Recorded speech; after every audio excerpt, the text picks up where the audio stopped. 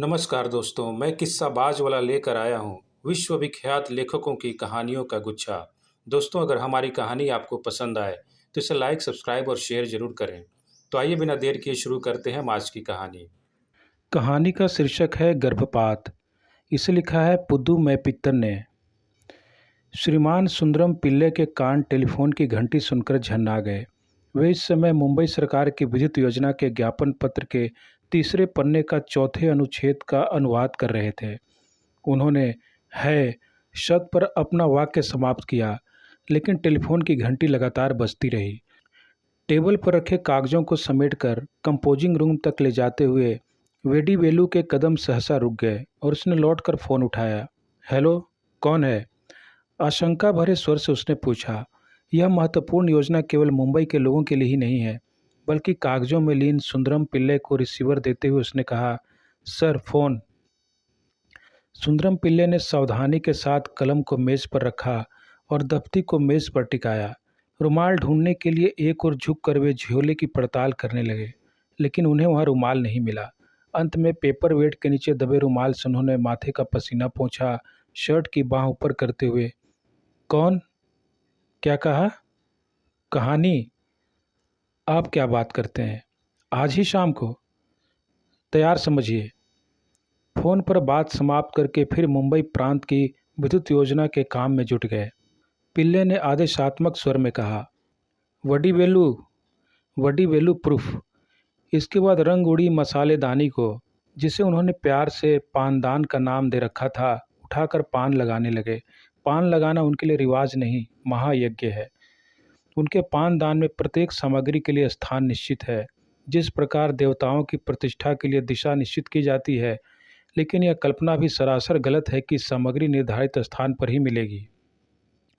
दरअसल पिल्ले जी का विचार है, हर वक्त आदमी के पास समस्त सुविधाएं नहीं रहती, इसलिए उन्हें अपने को गलत समझ जाने का दुख नहीं होता था। चूना का स्थान सदा दक्षिण दिशा अर्थात यमराज की दिशा में होता था, जो सूखे ढेले की शक्ल में विराजमान रहता था। पिल्ले जी एक एक पान उठाकर उसके डंठल निकालते, उस पर चूना लगाते और फिर सुपारी या उसके नाम का चूड़ा डालकर पान का बीड़ा की शक्ल देकर अपने मुंह में डाल लेते। इसके बाद तंबाकू की तलाश शुरू हो जाती। अक्सर वह तंबाकू उनके पास बैठे सहयोगी के पास होती और बिना किसी औपचारिकता के वे वह पुड़िया उठा लेते। कुर्सी पर बैठते हुए सारी तंबाकू मुंह के अंदर और कागज कूड़ेदान में होता। यही उनकी दिनचर्या है। उस दिन भी वे अपने सहयोगी की मेज़ पर जा पहुँचे। मित्र ने झुंझलाते हुए कहा, क्यों बंधु, आ गए? मेरे पास भी बस एक वक्त के लायक ही है। तंबाकू मुंह में डालने तक पिल्ले ने उसकी बातों पर ध्यान नहीं दिया। फिर कहा, अरे खत्म हो गई, मैं भी मंगा देता हूँ।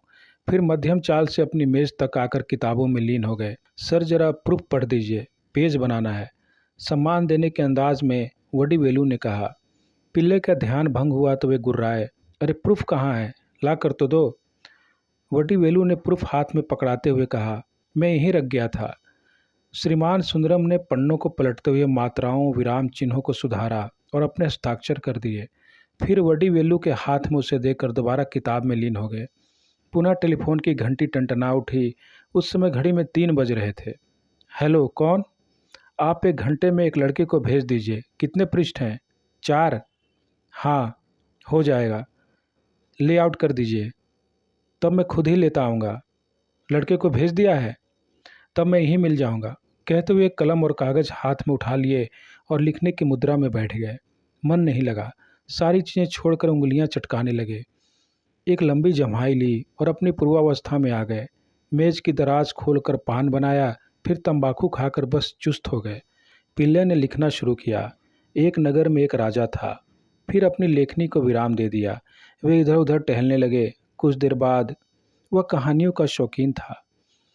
अपने दुश्मन राजा के पास दूत भेजकर पूछवाया कि क्या वह कहानी सुनाने जानता है। फिर इतना लिखकर उसने बरामदे में आकर पान की पींक फेंकी और मुंह साफ किया। एक गिलास पानी पी पी कर पुनः लिखना शुरू किया। राजा के मंत्री को कहानियां बिल्कुल नापसंद थीं, लेकिन राजा कहानियों के शौक के कारण अपना सारा राज्य खोकर एक छोटा सा नवाब मात्र रह गया। मंत्री ने राजा को समझाने का एक उपाय खोजा। सरकारी नीति के अनुसार योजना तैयार करने के लिए एक विशेष कमेटी गठित करने का निश्चय किया गया। पिल्ले कलम बंद कर पुनः सोचने लगा। इस विशेष कमेटी के लिए ब्रिटेन से कानून विशेषज्ञ, कथा विशेषज्ञ तथा ब्रिटिश रॉयल चिकित्सा संघ से चिकित्सा विशेषज्ञ को बुलवाने का निश्चय किया गया।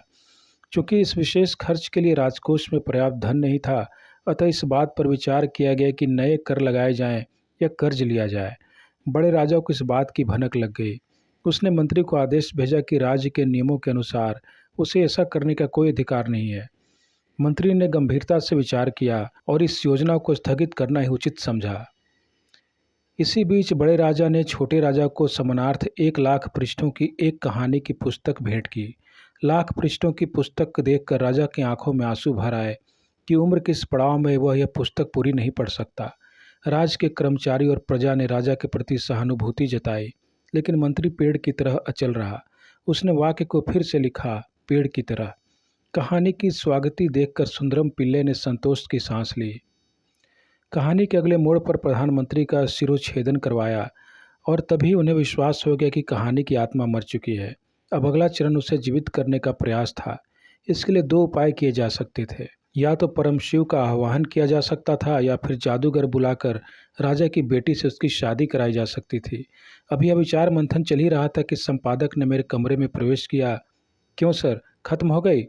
आप तो लड़के भेजने वाले थे, कहते हुए सुंदरम उठ खड़े हुए।